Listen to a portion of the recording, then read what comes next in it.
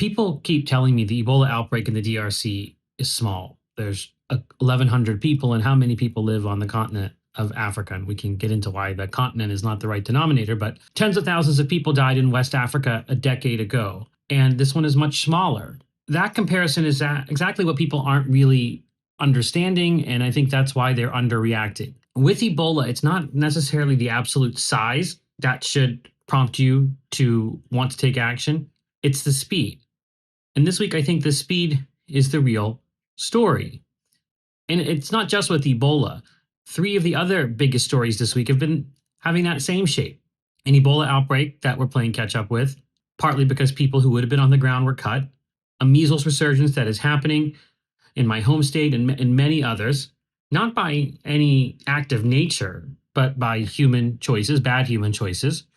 And public health institutions are being rebuilt in a way that will make the next outbreak much harder to handle. None of this is fate. This is the kind of through line through everything. Let's delve into some of the interesting stories that happened this week. So as I said with Ebola, it's not the size, it's the trajectory. And we've been playing catch up for several weeks now. And some of that was self-inflicted. We have 1,100 plus cases and 304 deaths in the DRC as of Friday. With Uganda, we have 20 cases and 2 deaths. But every day the cases rise. So you need to think about this in terms of trajectory, not how many more cases get added, but how quickly they're being added. So around Monday, we had 1,000 cases, then 1,094, then 1,118, 1,155, and it's going to go increasingly higher. And the same thing is same trend is happening with deaths. When you think about this, this is why the small versus West Africa is the wrong lens to look at it through. Because if you think about the 1 month total, it's the highest for any outbreak of Ebola. That's why the WHO, that's why others are very alarmed. It's the speed coupled with the resource limits, not the raw number that you need to focus on. You think about the fact that the Ebola treatment units,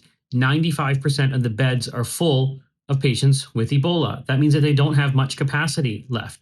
That means that people aren't going to go for treatment if they don't think they have a bed there. And then that means that they're going to infect other people because they're going to be taken care of in places where there's not good PPE, where there's exposure to blood and body fluids, and then you have more transmission changes. Reflecting this, the CDC in the United States, the CDC, has moved to a level 1 activation. That's the highest level. This tells you that the CDC is taking this seriously and they recognize that this is something worth extinguishing. We've had cases in Uganda. There is some modeling thinking that this might eventually end up in South Sudan. It's one of the bordering countries. There was a case in France in a healthcare worker who became ill on a plane leaving Kinshasa in the DRC. And again, this French doctor apparently developed a headache on the flight, was isolated, was considered to be stable, and he has 5 contacts that are being monitored. Remember, even though this is the first case ever diagnosed in France, this is expected. Healthcare workers may get exposed and may get infected. That's why it's so important that they're well-resourced, that they have personal protective equipment to take care of these patients safely. The species that's causing this Ebola outbreak is the Bundibugyo strain. It's milder, and it seems to have fewer hemorrhagic cases. So Ebola is a viral hemorrhagic fever, but only about 50% of people have hemorrhagic or bleeding manifestations. It seems like it's even lower with this species, around 10%, which may be why it was harder to recognize, although there were testing failures as well. It also means that maybe there were other clusters, other outbreaks that were missed. They came and went and no one knew what they were because it wasn't as deadly as Ebola and it didn't present like classic Ebola. So that's something that needs to be investigated. So what do we do to fix this? One of the things that has to happen is that centralized testing can't be the standard. You can't have to wait days to get a test result back. You can't have to drive a sample hours. You need to have decentralized testing, ideally point of care, so that you can know who is infected and who is not, and then begin your contact tracing at that point. And speaking of contact tracing, you need to be very high. We're like at very low numbers. Most of the people that are contacts are not being traced, which means chains of transmission. Tens of thousands of people have not been contact traced, and the rate is very, very low. Community engagement needs to occur, especially with safe burial. And the New York Times had a really good series on the Red Cross burial teams, which are one of the most dangerous roles, not just because there's violence, but also because handling a dead body is when the viral load is the highest around that time, and that's the most highest contagion risk. And the other point is that, we have countermeasures starting to scale up. Monoclonal antibodies, clinical trials with the MAP biopharmaceutical monoclonal, the one that Dr. Stafford and his family received. We have Gilead's remdesivir. So this is all happening, and they're even trying to bring in Merck's molnupiravir, which is another COVID antiviral. So there's a lot of innovation and a lot of exciting things happening there. But the bread and butter stuff, contact tracing, safe burial practices, that needs to happen too. There are some issues cropping up now about viral sovereignty. The samples from these DRC patients, people need to study them, people need to sequence them to understand this particular version of Bundibugyo that is causing the illness in the DRC and Uganda. But there may be some issues cropping up about who owns those samples and can they be exported to other countries to work on them. They're using Bundibugyo samples from other or strains from other outbreaks, but obviously we want to get the one from the DRC.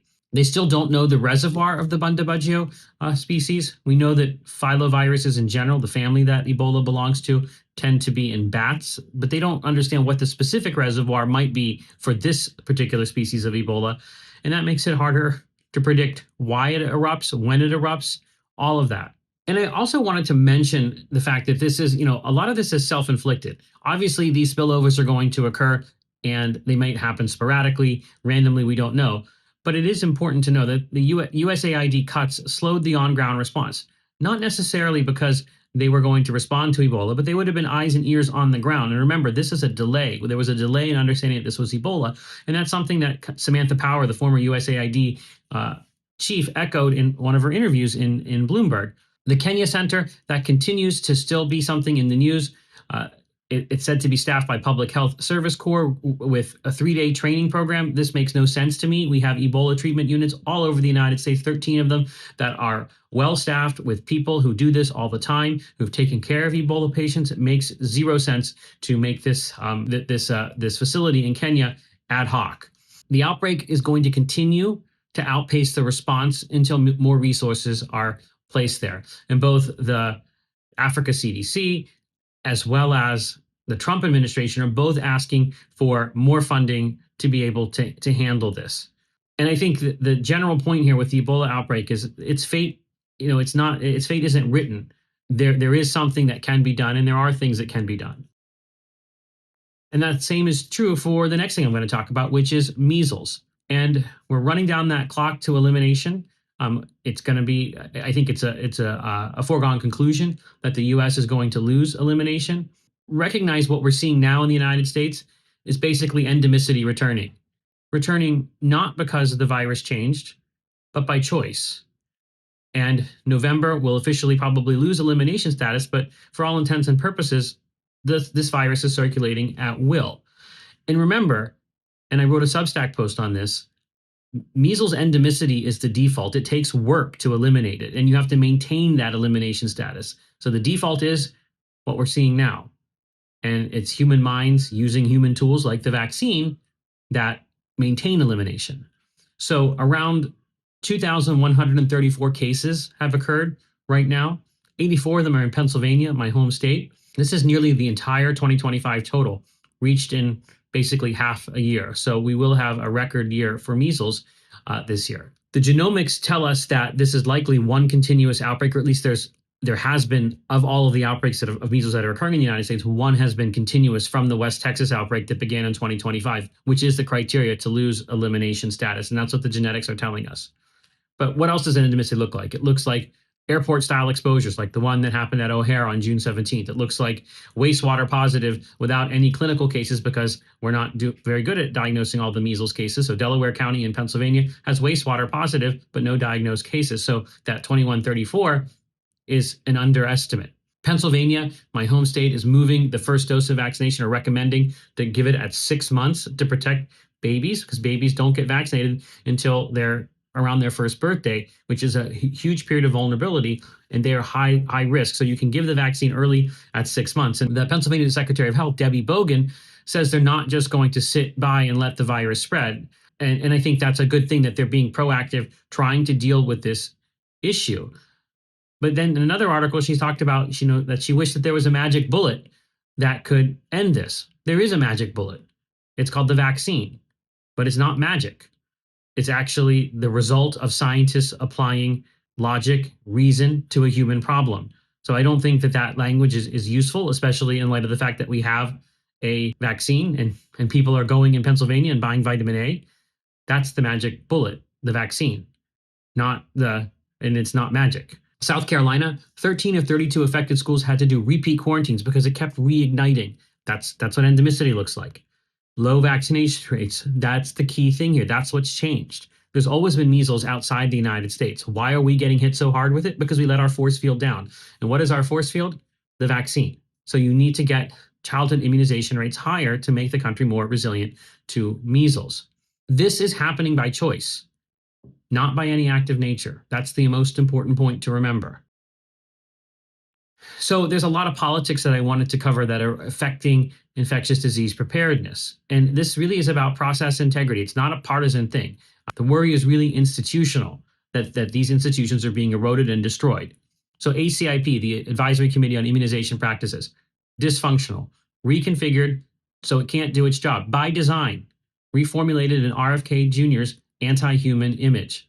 The concrete cost? We don't really have a COVID recommendation for high-risk people in the fall yet because ACIP can't meet. This is tied up in court cases and rechartering and all of this kind of bureaucratic stuff. But the point is, RFK Jr. wanted to dismantle ACIP, and he's done it. We have politics reaching into study designs. I've talked about in the past that the CDC acting director blocked the publication of a journal article in the CDC's Morbidity and Mortality Weekly Report because he didn't like the methodology that's been used in many different vaccine studies. It was published anyway in JAMA Network Open, and it used the standard method. And what it showed was that COVID vaccines cut urgent care and ED visits in the short term, which is something we knew. So I don't know what this controversy was all about. But again, it talks about it's really about politics polluting this process. And you can see that the New York Times released emails about when RFK Jr. took the helm of HHS and how they were struggling to try and accommodate his irrational ideas. And I think it's incompatible. You can't take anti-human ideas and implement them and get anything other than what you have right now, which is a basically paralyzed CDC. There's also this idea that they want to make a new science office in the CDC. That's code for politics. That means the secretary vetting everything that comes out of the CDC, which he's already doing, but more formal.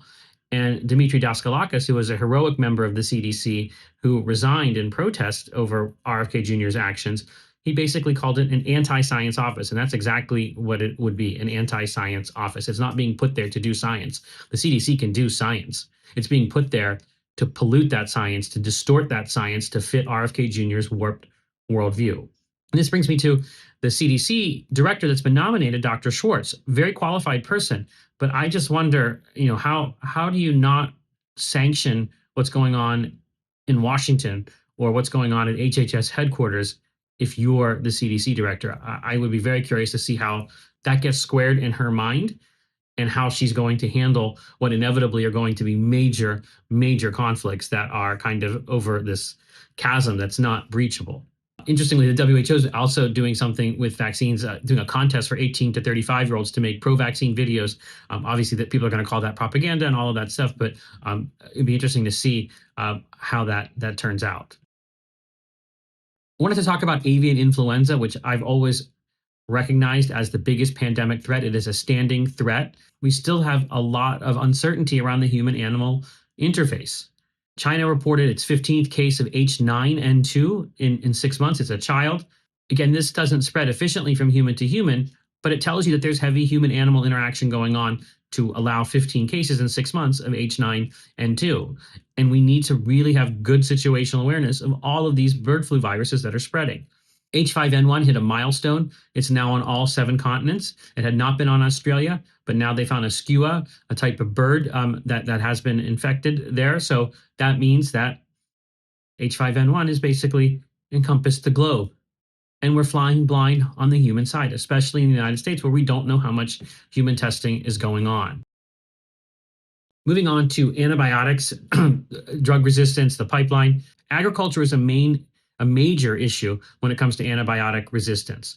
And even though we have a discovery pipeline, there's still a lot of work that needs to be done to increase judicious use of antibiotics. 34 million pounds of antibiotics are used in livestock. There have been petitions to get the FDA to stop this misuse. Remember, when you give it to livestock, they get fatter. faster, they go to market faster. So there's an economic issue there, but it's a very short-term economic issue. People aren't thinking long-term about drug-resistant bacteria that are infecting the animals and infecting humans. Some news in the pipeline: a new streptomyces cluster of genes that makes proteins that are targeting the biotin or vitamin B7 pathway. These are novel, really interesting stuff if that turns into new antibiotics. And then I think this is really fascinating. I've talked about prions before. They cause diseases like chronic wasting disease, mad cow disease, Creutzfeldt-Jakob disease. They're finding prions in nature using AI that have antimicrobial activity. So prions as a therapeutic, that's a really cool thing. There's a big neonatal sepsis trial going on in Africa and Asia. So neonatal sepsis is something that kills a lot of babies. And the treatment algorithms that we use in low and middle income countries use obsolete antibiotics. So this trial is going to look at newer antibiotics. We have to use the new antibiotics to actually get the benefit of them. They just can't sit on the shelf. So I talk about judicious use of antibiotics. Judicious use means not using them inappropriately, but making sure you're using them optimally, appropriately when they're indicated, and not using obsolete antibiotics. I wanted to talk lastly, or in the next section, really about proactive efforts and why being proactive pays. Preparedness is a bargain when you look at what the costs are. And Ebola is teaching us that live. So if you think from 2000 to 2022, even a mild pandemic like H1N1 cost trillions. COVID, obviously off the scale. Even things like dengue and cholera, trillions of dollars have been spent. Preparedness is basically a fraction of that. So that's why preparedness makes economic sense if you're thinking longer term, not thinking short term like many people in this field or in the political field do. They don't think about the long-term consequences because they're out of office, and why do they care? So what are some interesting proactive things that happened in the last week? ARPA is looking at a way to make an immune system for a building. What does that mean? It means sensors that trigger UV infiltration. Really cool stuff in the New York Times piece. I think there is an effort to try to use this new technology and see, does it actually work in terms of reducing illness? I think that we know that it all can be done and deployed, but the question is, how cost effective is it? Does it actually lead to clinical benefit? And I think we're getting to a point where we're going to be sampling building air just like we sample wastewaters. And I think that can happen in healthcare settings, schools, hospitals, office buildings. There's also a $500 million effort to try and minimize respiratory viruses, common cold viruses, using things like UV light as well as interferon type boosters. So you can just basically squirt in your nose, makes you impervious to some of the common cold viruses infecting you. We'll see what that happens. If that happens, that would be actually useful for pandemic viruses as well, because in my analysis, pandemic viruses are going to come from the common respiratory viruses. And again, this proactivity is what is the lesson to kind of draw the through line through the Ebola outbreak. Proactivity makes these things like Ebola outbreaks in the DRC that are out of control less likely to happen.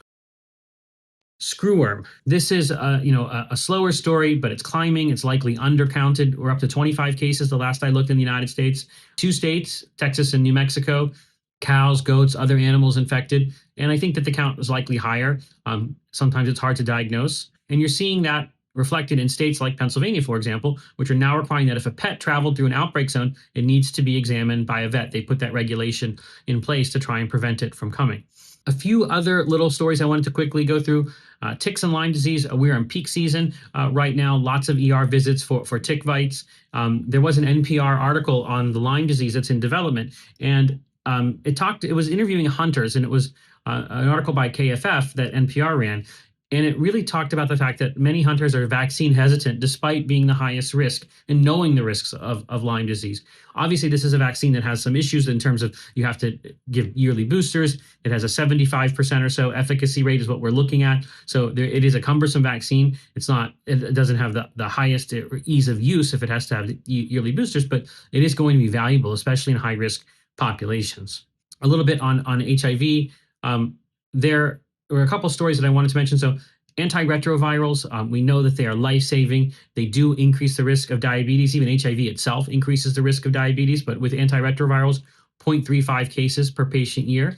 There was something interesting about the synergy between HIV and tropical diseases, filariasis, which causes elephantiasis. This one causes chronic immune activation, which makes you more susceptible to HIV infection. So this is where treating something that's a neglected tropical disease has this secondary benefit of preventing HIV infections. Lastly, in my home county, in Pittsburgh, Allegheny County, 53 cases of HIV occurred. It's a 31% drop. But there was an article in the Pittsburgh Post-Gazette talking about the fact that funding cuts are happening, and a lot of HIV funding comes from government or taxpayer-based sources.